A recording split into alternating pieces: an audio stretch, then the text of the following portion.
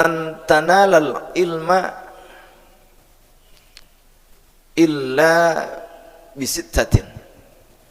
Wahai saudaraku, kata Imam Syafi'i, tidak akan pernah memperoleh ilmu kecuali dengan 6 perkara. Sauni buka, maka akan aku ajarkan, akan aku beritahu. Antapsilaha bibayani, akan aku beritahu penjelasannya, rinciannya dengan jelas, kata beliau. Yang pertama syaratnya, kata beliau, dzakaun. Yang kedua wa hirsun. Yang ketiga wa ijtihad. Yang keempat wa bulghatun. Yang kelima wa suhbatu ustadin. Dan yang keenam adalah wa tulu zaman. Ini syarat daripada menuntut ilmu. La ilaha illallah, la ilaha illallah, menyebutmu sampai ku menutup mata.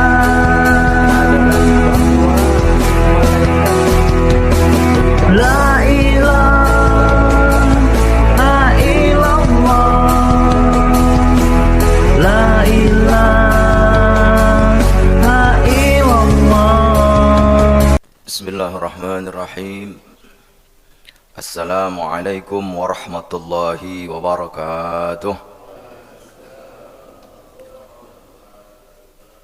Alhamdulillahilladzi arsala rasulahu bilhuda wa dinil haqq liyudhhirahu 'ala ad-dini kullihi wa kafa billahi shahida.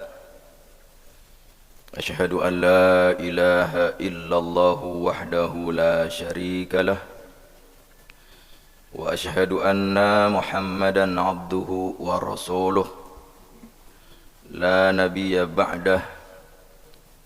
Allahumma salli wa sallim wa barik ala sayyidina wa habibina wa syafi'ina wa maulana Muhammadin wa salli wa sallam wa ala alihi wa sahbihi ajma'in.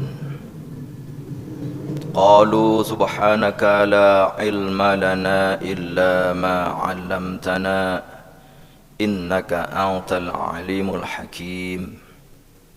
Rabbi a'udzu bika min hamazatis syayatin wa a'udzu bika rabbi ay yahdurun. Sadaqallahul azim wa sadaqa rasuluhun nabiyul habibul karim. Wa nahnu ala dhalika minasyahidina wasyakirin walhamdulillahi rabbil alamin. Sama-sama kita hormati dan kita muliakan guru-guru kita. Ini mohon maaf suara saya begini nih, kebanyakan acara kali. Banyakan jawab oleh Ustaz ya. Banyak yang ditolak-tolakin katanya. Di Kali Licin gak mau saya. Jembatan Serong gak mau. Makanya Malang kalau Jembatan Serong. Kalideres oga juga. Jangan terlalu tegang Pak Bu. Cukup saya aja yang pegang. Ustadz Zainur Ahmad yang saya hormati, akhi fillah Ustadz Mukhlis, Ustadz Miftahul Fauzi, Al-Ustadz Haji Zarkasi, Ketua DKM Masjid Jami Al-Ikhlas. Saya doakan mudah-mudahan seluruh guru-guru kita panjang umurnya, amin ya rabbal alamin. Maka ada doa matta'ahullahu bituli hayatihi, ada matta'ahu, ada matta'ana. Artinya kalau kita bacanya matta'ahullahu bituli hayatihi, mudah-mudahan menjadi nikmat baginya dengan panjang umur itu. Kalau matta'ana kembalinya kepada kita, mudah-mudahan menjadi nikmat buat kita begitu, dengan panjang umur guru-guru kita. Jadi tinggal kita maunya yang mana kita baca. Kalau kembalinya kepada dia, matta'ahu, artinya yang dapat nikmat dia gitu. Tapi kalau saya mendingan matta'ana begitu ya. Ya Pak ya, Bu, kita dapat nikmat dengan beliau panjang umur gitu maksudnya. Tapi ya terserah mau matta'ahu mau matta'ana. Tapi mudah-mudahan jangan terlalu panjang Pak, Bu. Umur kalau terlalu panjang kesianan. Tinggal dia doang ntar berempat ya. Lama-lama capek dia. Kan kalau bicara umur, ada riwayat Nabi Musa di dalam hadisnya yang sangat masyhur itu. Jadi hadis Bukhari yang mana Nabi Musa sebetulnya sudah diberitahukan bahwa dia harus kembali kepada Allah. Lalu dikirimlah malaikat Israel untuk mencabut nyawanya. Ja'a malakul maut ila Musa faqala ajib rabbuka. Nah, malaikat Israel datang kepada Musa kemudian berkata, wahai Musa, ajib rabbuka, penuhi panggilan Tuhanmu. Maksudnya ini pemberitahuan bahwa Nabi Musa akan dicabut rohnya oleh malaikat Israel. Tetapi Nabi Musa karena tidak mengenal daripada Israel, ya Nabi juga nggak kenal sama Israel, Ustaz. Apalagi kita begitu ya. Nah, maka dalam hadis itu diterangkan fala tama malakal maut fafaqaha ainahu. Spontan Nabi Musa menampar keras sekali sampai bola matanya pecah Pak. Malaikat maut ditampar sama Nabi Musa, matanya pecah sampai keluar bola matanya. Karena apa? Karena Nabi Musa tidak mengenal orang yang tidak diundang tiba-tiba ada di rumahnya, dan kalau kata kita mah ngomong yang kagak-kagak begitu teh. Pakai gua lah mau dicabut nyawa begitu ya. Emang lu siapa pun begitu ya, kira-kira kenal juga orang begitu ya. Sedikit saya jelaskan, kalau malaikat itu memang ada keistimewaan bisa berubah bentuk, wujud, dan bisa memotong waktu lebih cepat dari kecepatan suara dan kecepatan cahaya.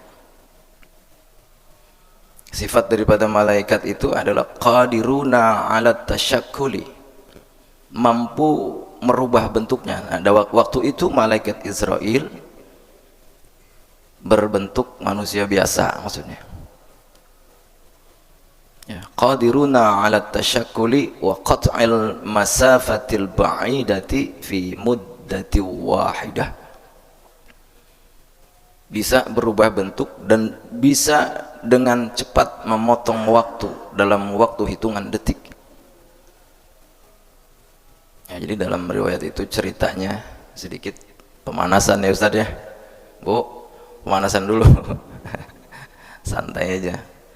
Jadi semua yang kita bahas insya Allah ada manfaat ya, baik yang di dalam kitab ini maupun apa yang kita bahas.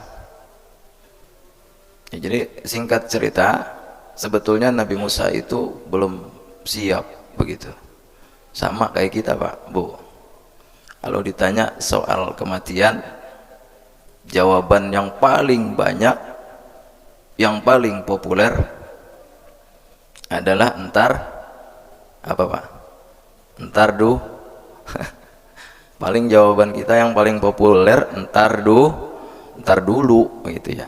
Sama kayak Nabi Musa itu mungkin entar dulu. Kalau kita mungkin entar dulunya banyak ya, yang alasan kita. Yang paling top adalah entar dulu belum siap karena belum banyak bekal gitu ya. Itu. Ahlan Ustadz, aduh anak sampai lupa nih. Ustaz Zaini. Akhi billah, alhamdulillah. Jadi ceritanya malaikat maut kembali kepada Allah. Raja'a ilallahi ta'ala faqala ya Rabbi innaka arsaltani ila abdillaka la yuridul maut wa qad faqaha aini. Kata malaikat ngadu kepada Allah, wahai Allah, engkau mengutus aku kepada hambamu yang mana dia tidak menginginkan kematian, maka telah pecah bola mataku, kata malaikat. Kemudian dalam hadis itu faraddallahu ta'ala ainahu, kemudian matanya dikembalikan normal oleh Allah Subhanahu wa ta'ala. Kemudian disuruh balik tuh malaikat. Kalau bahasa kita, kalau kitanya ngomong balik lagi jerok sono jerok. Ijrail manggilnya apaan ya, bingung kita ya. Kira-kira Ijrail suruh balik. Katakan kepada Musa, suruh dia letakkan kedua telapak tangannya di punggung sapi jantan. Lalu suruh dia hitung bulu-bulu sapi itu yang ada di bawah kedua telapak tangannya. Katakan seperti itu, dan bahwa setiap satu lembar bulu sapi itu adalah tambahan usianya 1 tahun 1 lembar. Nah, jadi perkiraannya itu sangat banyak tambahannya begitu. Tapi apa? Ketika disampaikan itu semua, Nabi Musa menolaknya. Akhirnya Nabi Musa menerima daripada ajal yang telah sampai kepadanya. Itu bicara umur kita ya. Makanya jangan panjang-panjang. Nabi Musa aja akhirnya nggak mau juga, takut kayak tadi kali gitu, tinggal berempat. Ya, baik, kita masuk kepada bahasan kita, pelajaran kita, yang mana banyak sekali benturan atau bentrokan waktu ya. Jadi bulan lalu kita tidak membaca kitab ini. Ya, pagi ini alhamdulillah pembahasan yang telah lalu kita sudah sampai kepada membahas daripada keluarga Rasulullah Nabi Muhammad ibn Abdullah sallallahu alaihi wasallam. Sedikit saya ulang bahwa siapa yang dimaksud keluarga beliau, wa ala alihi wa ashabihi ya nabi'il ulum wal hikam. Ya, keluarga Rasulullah sallallahu alaihi wasallam yang dimaksud di sini adalah Ahlul Bait. Ya, sudah kita bahas Ahlul Bait itu sesuai dengan riwayat Ashabul Kisah. Ya, di mana Rasulullah mengatakan bahwa ya Allah, inilah keluargaku, sambil mengerudungi atau menutupi dengan kain berwarna hitam yang terbuat dari bulu hewan. Nah, pada saat itu di rumah istrinya Ummu Salamah. Yang dimaksud keluargaku, kata beliau, maka ya Allah, jauhkanlah mereka dari kekotoran dan sucikanlah sesuci-sucinya. Nah, ini yang menjadi asbabun nuzul daripada ayat At-Tathhir ya, surah Al-Ahzab. Innama yuridullahu liyudhiba ankumur rijza ahlal bait wa yutahhirakum tathira. Jadi pada saat itu yang ada di rumah Ummu Salamah, Rasulullah yang pertama, yang kedua Sayyidina Ali, kemudian Siti Fatimah, kemudian Sayyidina Hasan dan Sayyidina Husain. Ini yang dimaksud dengan Ahlul Bait. Maka sampai dengan saat ini yang namanya keturunan daripada Hasan wal Husain itu yang dipanggil dengan Habib. Ya, itu adalah dzurriyyah. Sampai dengan saat ini Ahlul Bait ya, keturunan daripada Hasan wal Husain yang ada. Kemudian wa ashabihi ya nabi'il ulumi wal hikami. Dan sahabat-sahabat Rasulullah SAW, ya nabi'il ulum, yang menjadi daripada mata air ilmu dan hikmah. Jadi sumber ilmu maksudnya para sahabat. Yang dimaksud sahabat Rasul, ya sekarang kita membahas sahabat. Kalau tadi keluarga, maka dalam sholawat wa ala alihi wa ashabihi, ya. Sahabat Rasul itu adalah orang yang bertemu dengan Rasulullah dalam keadaan hidup, kemudian beriman kepada Rasulullah. Ini namanya sahabat. Hidup dalam keadaan iman dan mati dalam keadaan iman. Ini yang dimaksud dengan sahabat. Bertemu baginda Rasulullah SAW dalam keadaan beriman, dalam keadaan hidup, dan dalam keadaan hidupnya beriman dan matinya beriman. Ini kategori daripada yang disebut dengan sahabat Rasulullah SAW. Jadi kalau orang yang bertemu dengan Rasulullah SAW kemudian beriman, tetapi ketika matinya tidak beriman, ini tidak disebut dengan sahabat. Atau bertemu dengan Rasulullah SAW beriman, kemudian mati beriman, bertemu dengan Rasulullah SAW beriman dan mati beriman, tetapi dalam keadaan mati. Artinya Rasulullah sudah tiada. Karena ada orang yang bertemu dengan Rasul beriman dan mati beriman, tetapi beliau sudah tiada, maksudnya. Jadi ada orang yang bertemu dengan baginda Nabi Muhammad ibn Abdullah SAW. Ini yang lagi viral itu Ustadz Buya Razi, ya, yang lagi viral katanya 3 kali bertemu Rasulullah SAW. Wallahu a'lam bishawab. Ya Ustadz, ya, viral itu. Memang ada.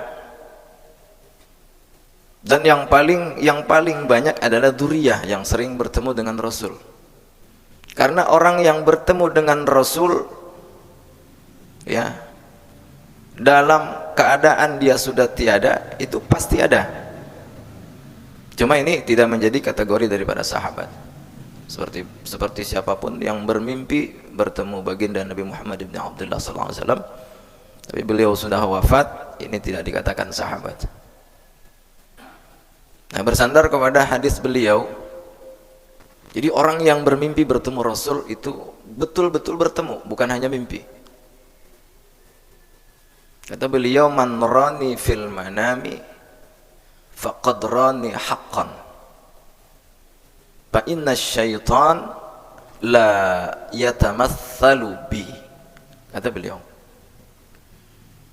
man rani fil manami, barang siapa yang melihat aku di dalam mimpinya, faqad rani haqqan, maka itu betul-betul melihat aku, kata beliau. Fa inna syaitana, karena sesungguhnya setan itu la yatamatsalu, tidak bisa menyerupai aku, kata beliau. Ya, jadi banyak orang yang bisa berjumpa dengan Rasul melalui mimpi, ya. Tapi yang dimaksud dengan ashab di sini adalah orang-orang yang bertemu dengan beliau dalam keadaan hidup, ya. Kemudian hidupnya beriman, matinya beriman. Ini kategori daripada para sahabat. Perlu kita ketahui bahwa ada 10 sahabat yang pertama dan ada 10 sahabat yang dijamin masuk surga. Ini melalui penjelasan beliau. 10 sahabat pertama, ya. Yang pertama adalah Siti Khadijah. Ini sahabat yang pertama masuk Islam. Ya, kemudian Sayyidina Ali, kemudian Sayyidina Utsman,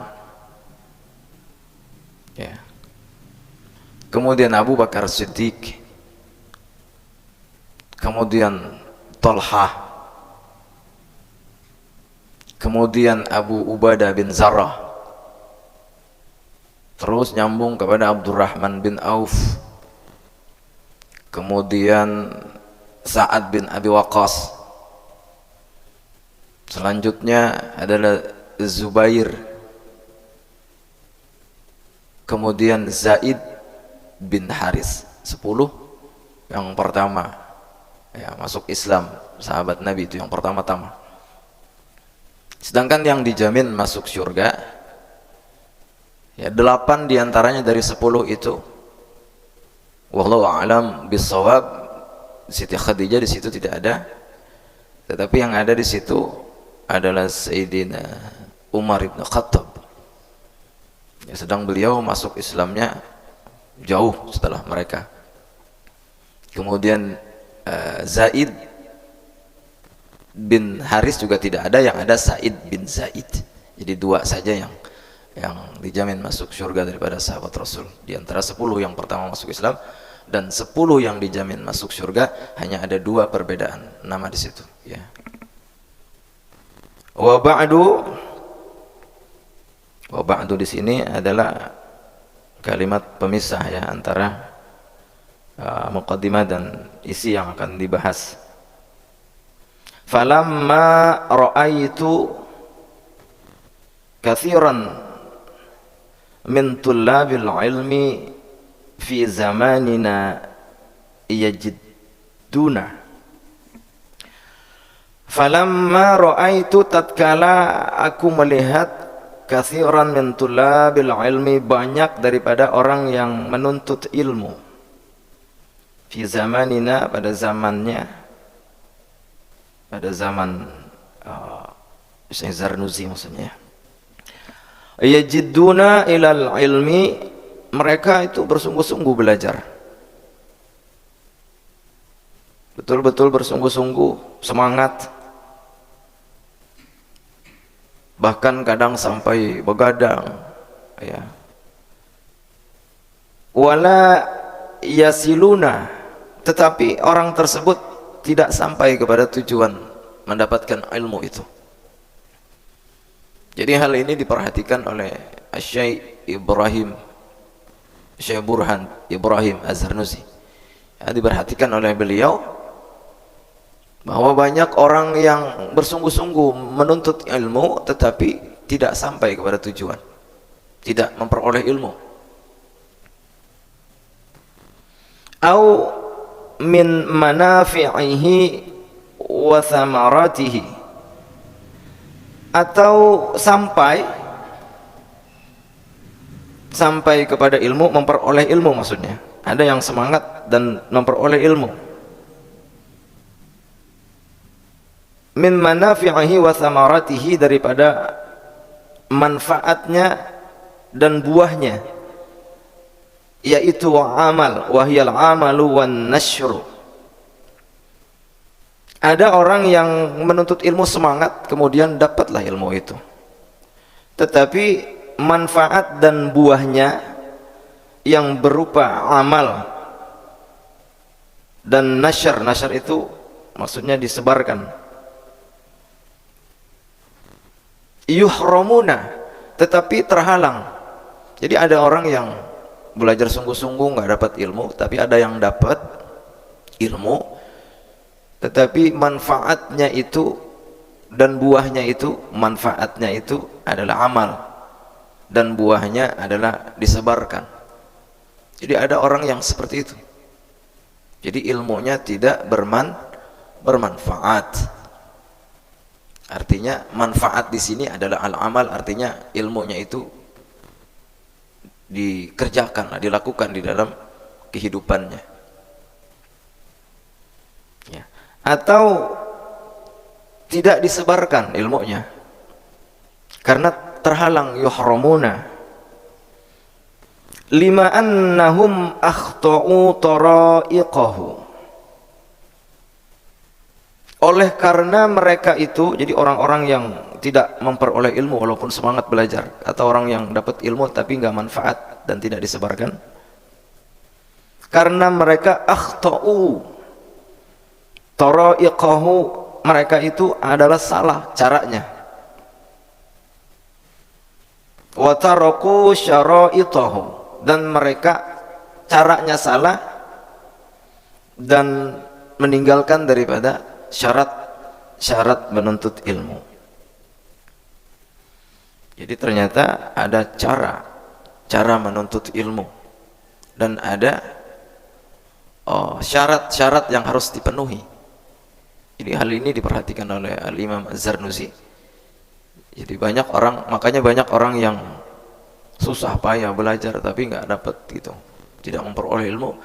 Atau banyak juga orang yang memperoleh ilmu tapi ilmunya tidak diamalkan dan tidak disebarkan.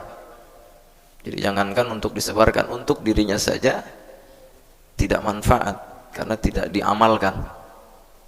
Kata pepatah Arab, al-ilmu bila amalin, apa besar itu, kasyajari bila thamarin. Jadi kalau orang punya ilmu itu enggak diamalkan, ilmu yang tidak diamalkan seperti pohon yang tidak ada buahnya.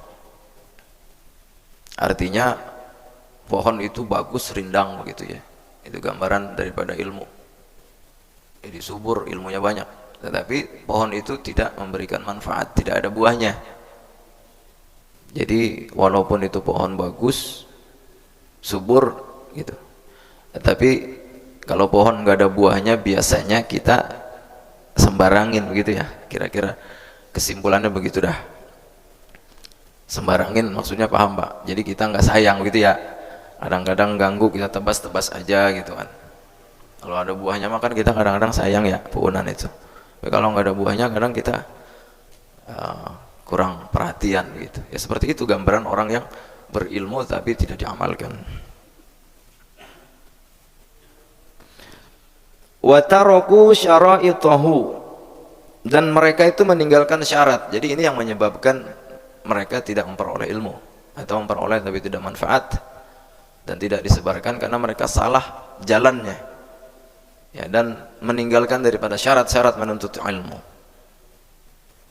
Jadi cara-cara menuntut ilmu itu ada cara zahir, seperti ini zahir, ada lagi nanti cara batin Pak.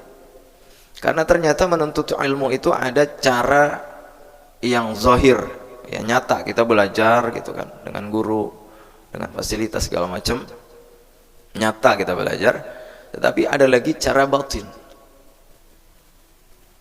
Cara batin itu adalah satu cara yang mana kita sendiri yang harus mempersiapkan diri kita. Jadi ilmu itu nanti akan diberikan oleh Allah Subhanahu wa taala. May yuridillahu bihi khairan yufaqihu fiddin. Ada di dalam hadis seperti itu. Siapa yang Allah kehendaki kebaikan kepadanya, maka akan diberikan kepandaian di dalam agama. Jadi ilmu yang dapat dengan batin itu adalah ilmu yang diberikan langsung oleh Allah Subhanahu wa taala. Maka kita nggak perlu belajar. Cuma yang ini tingkatannya jauh lebih tinggi. Artinya kita harus siap secara batin kita, bersih hati.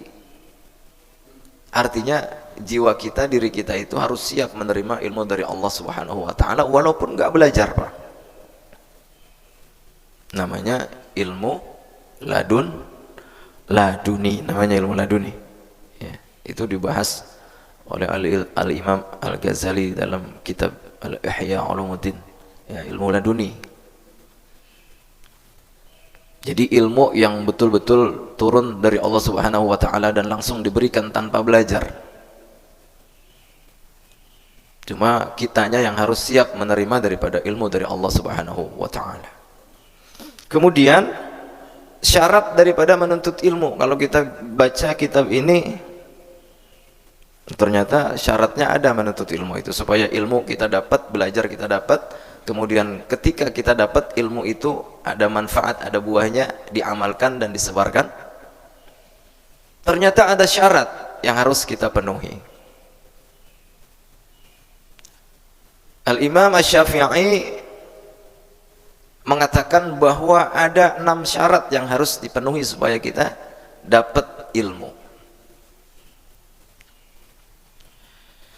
Kata beliau, akhi, lan tanalal ilma illa bisittatin. Wahai saudaraku, kata Imam Syafi'i, tidak akan pernah memperoleh ilmu kecuali dengan 6 perkara. Sauni buka, maka akan aku ajarkan, akan aku beritahu. Antapsilaha bibayani, akan aku beritahu penjelasannya, rinciannya dengan jelas, kata beliau. Yang pertama syaratnya, kata beliau, dzakaun. Yang kedua wa hirsun, yang ketiga wa ijtihad, yang keempat wa bulghatun, yang kelima wa suhbatu ustadin, dan yang keenam adalah wa tulu zaman. Ini syarat daripada menuntut ilmu, ya, menurut Imam Syafi'i rahimahullah taala. Yang pertama adalah dzakaun, itu adalah pandai lah, ya, artinya bisa menerima ilmu yang diberikan, ya. Yang pertama syaratnya adalah dzakaun, pandai atau mampu menerima ilmu yang diberikan. Yang kedua wahirsun, semangat, ya. Wahirsun wa ijtihad, dan sungguh-sungguh. Jadi pandai, semangat, sungguh-sungguh, ini syarat menuntut ilmu. Wa bulghah, bulghah itu bisa dikatakan bekal lah, ya, atau apa namanya, ongkos begitu, ya. Bulghah itu harus punya uang gitu, ya. Jadi syarat menuntut ilmu itu paling tidak kita punya modal gitu, ya, bulghah. Wa suhbatu ustadin, nah ini syarat berikutnya supaya kita dapat ilmu nih. Wa suhbah itu adalah berkawan, sahib itu, ya, kawan. Suhbah berkawan, berteman dengan guru, ya, dengan gurunya. Artinya bersahabat, karena ilmu itu bisa sampai antara guru dengan murid itu ada jembatan yang namanya ridho, Pak. Jadi baik itu yang ngajar maupun yang belajar, jadi ada jembatan namanya saling ridho. Maka di sini dibahas oleh Al-Imam Az-Zarnusi. Jadi ada persahabatan atau hubungan yang baik antara murid dan guru. Jadi nggak boleh, Pak, muridnya itu, kalau kata bahasa kita mah, bikin dongkol gurunya gitu, ya. Itu namanya mangkal gurunya, kesel atau apa, itu nggak masuk, Pak, ilmu.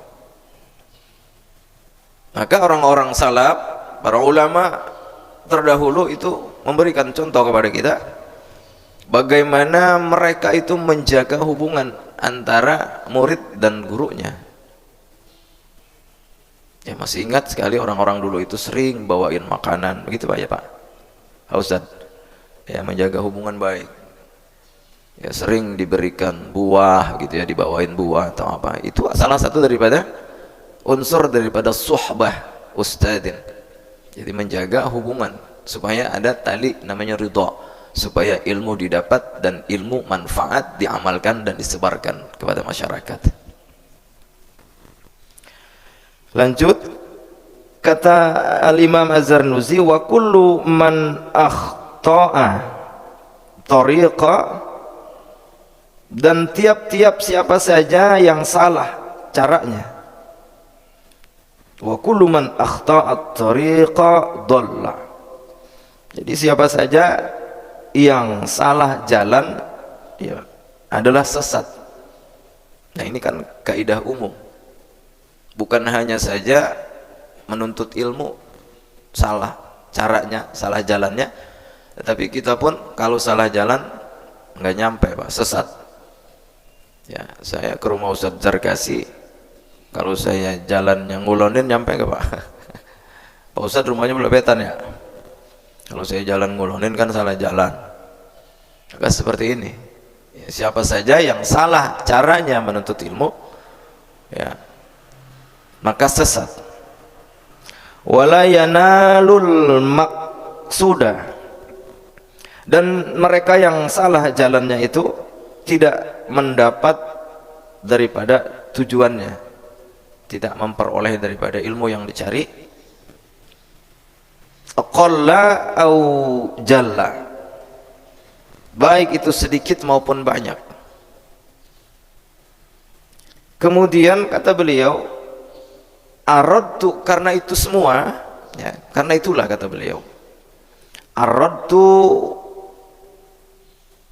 wa ahbabtu, aku menginginkan dan aku suka, an ubayyina lahum tariqat ta'allumi, aku berkeinginan, aradtu wa ahbabtu, dan aku senang, kata beliau, untuk menjelaskan kepada mereka cara-cara menuntut ilmu.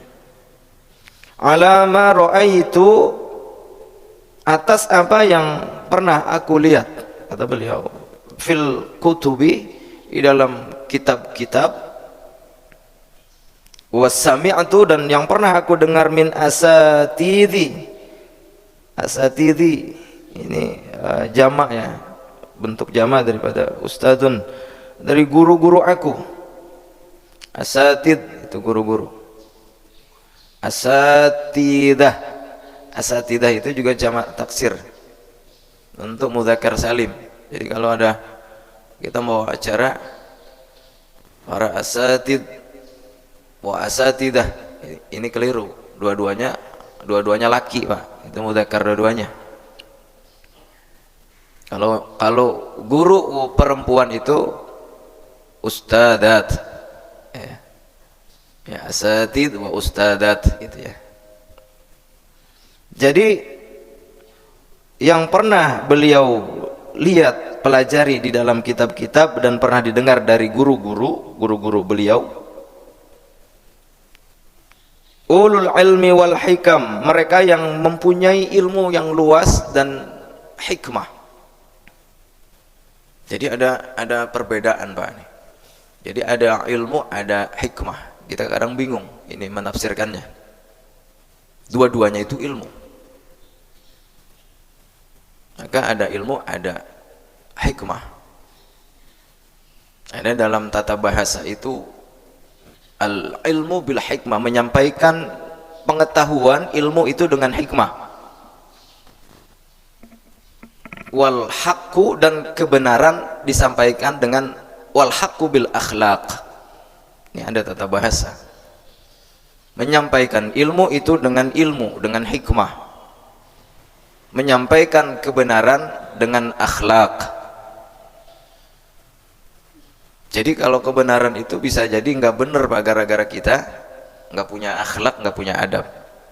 Misalkan kita negur orang gitu ya, salah gitu ya, tapi tidak punya adab.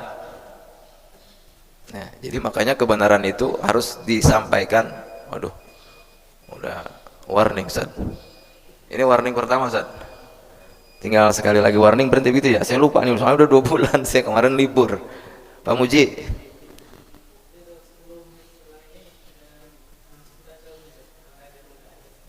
Ya, 10 menit lagi ya. Jadi ilmu disampaikan dengan hikmah, dan kebenaran disampaikan dengan akhlak. Kalau kita mau menyampaikan kebenaran, negur orang ya dengan akhlak. Jangan kita menegur orang dengan tidak ada adab atau dengan tidak ada akhlak. Di depan orang rame kita nyalahin dia misalkan. Walaupun niat kita baik, walaupun niat kita itu memperbaiki yang benarnya seperti apa gitu, tapi kalau tidak ada akhlak itu akan menjadi salah. Maka kebenaran itu disampaikan dengan akhlak.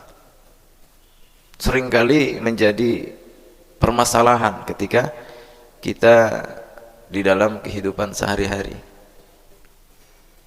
Kadang kita melihat banyak orang yang keliru begitu ya, baik itu di dalam membaca ayat-ayat Al-Quran maupun dan lain-lainnya begitu ya. Tetapi sebetulnya bagi orang yang diberikan penjelasan, disampaikan kebenaran kepadanya, itu sebetulnya itu kenikmatan yang Allah berikan sebetulnya. Jadi kita ketika ditegur orang itu Masya Allah mendapat nikmat dari Allah Subhanahu Wa Taala sebetulnya. Tetapi segitupun kalau kita nggak ada akhlak tetap salah. Kebenaran itu harus dengan akhlak.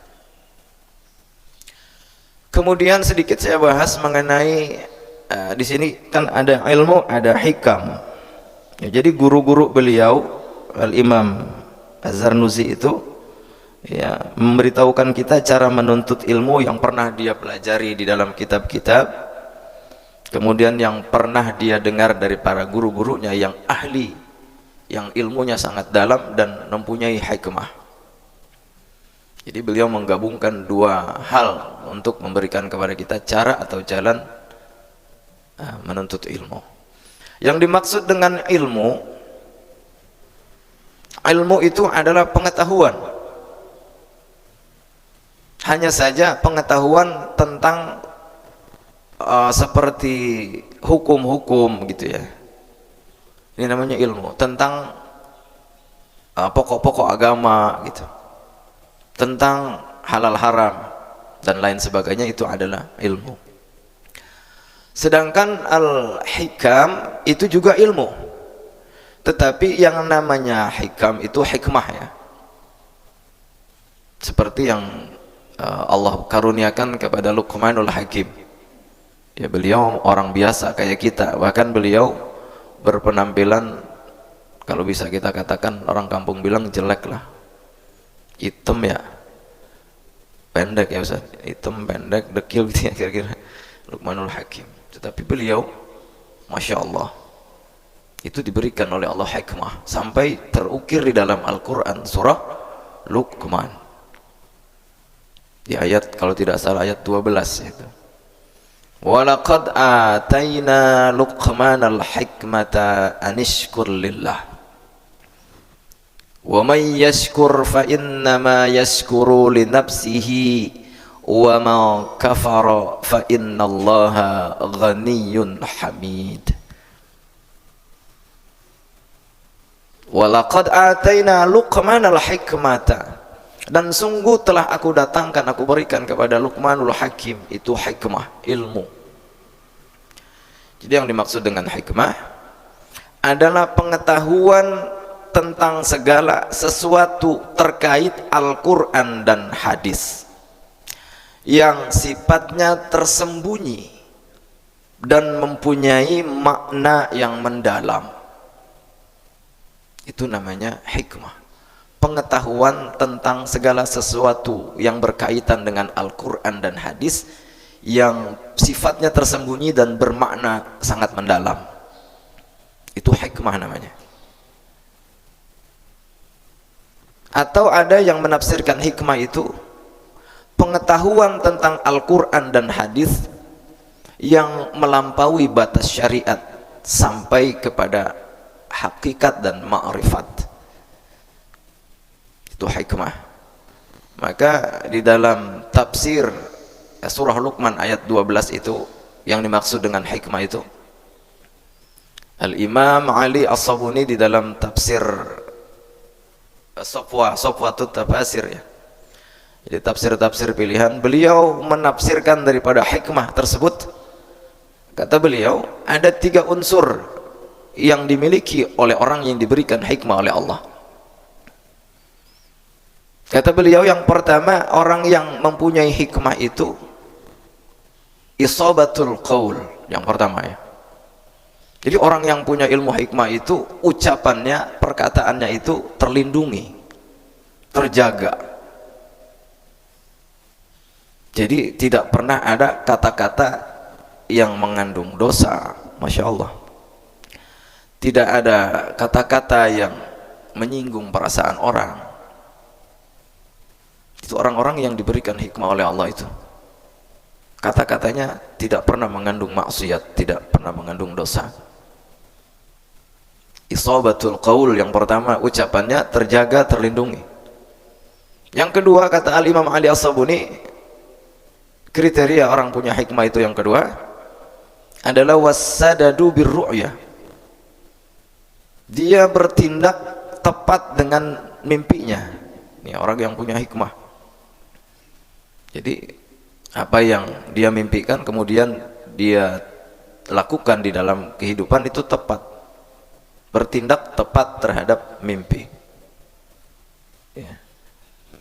Ya mungkin seperti Nabi Ibrahim, ya contohnya. Ya bunayya inni ara fil manami anni adbahuka fanzur madza tara. Kalau tidak khilaf seperti itu ayat. Jadi Nabi Ibrahim bermimpi menyembelih anaknya Ismail. Jadi seperti ini hikmah. Nah, dia bertindak tepat itu. Dengan mimpi itu dia kerjain maksudnya. Kemudian yang ketiga adalah wan natiqu bima yuwafaqal haq. An-natiq itu adalah bicara, ngomong, ya. Ngomong tentang sesuatu yang telah ditetapkan oleh Allah Subhanahu wa taala mengenai kejadian-kejadian, itu benar ngomongnya tuh. Nah, itu ada 3 kriteria yang namanya hikmah. Maka ada ilmu, ada hikam. Ada ilmu, ada hikmah. Jadi kalau gambaran kita lah, gambaran keterangan mengenai wassadadu birru'ya itu bertindak tepat terhadap mimpi itu, misal begini. Mas Wahyu misalkan, itu saudaranya Mas Muji misal, atau saudaranya Ustadz Mukhlis. Satu ketika Mas Wahyu ini bermimpi Mas Muji yang kakaknya itu jadi lurah. Ini gambaran ringkas lah ya, orang yang punya hikmah. Nah ini udah di stop nih. Minta 2 menit boleh Pak? Oh ya, minta, saya bayar kalau nggak boleh nih. Ini tanggung Mas Wahyu nih. Jadi Mas Wahyu mimpi Mas Muji yang kakaknya itu jadi lurah. Tiba-tiba Mas Wahyu itu bertingkah aneh lah, beliin sepatu pantopel yang klimis-klimis gitu Ustaz. Terus beli baju batik yang lumayan harganya gitu kan, karena dia tahu Mas Muji itu bajunya elek Mas. Bajunya elek-elek gitu ya. Jadi Mas Wahyu ini ngimpi jadi lurah gitu kakaknya. Wah ini nggak beres kalau nggak dibeliin bagus-bagus bajunya gitu pakaiannya. Akhirnya Mas Wahyu bertingkah aneh gitu. Mas Muji yang kakaknya bingung, lu aneh-aneh aja yuk. Gala ini dibeliin gua gitu kan, diantar-antarin sepatu bagus, pantopel, baju bagus gitu kan, karena dia nggak punya persiapan. Ya pokoknya dikasih aja begitu ya. Nah nggak lama mimpinya Mas Wahyu itu benar, Mas Muji kakaknya menjadi lurah. Itu gambaran ringkasnya. Kemudian wan natiqu bima yuwafaqal haq, itu kata Imam Ali As-Sabuni itu ngomong tentang kejadian yang telah ditetapkan Allah itu benar ngomongnya. Seperti begini, kata siapa lagi nih, Mas Pai dah. Mas Pai juga dapat nih pagi-pagi nih. Mas Pai dapat juga.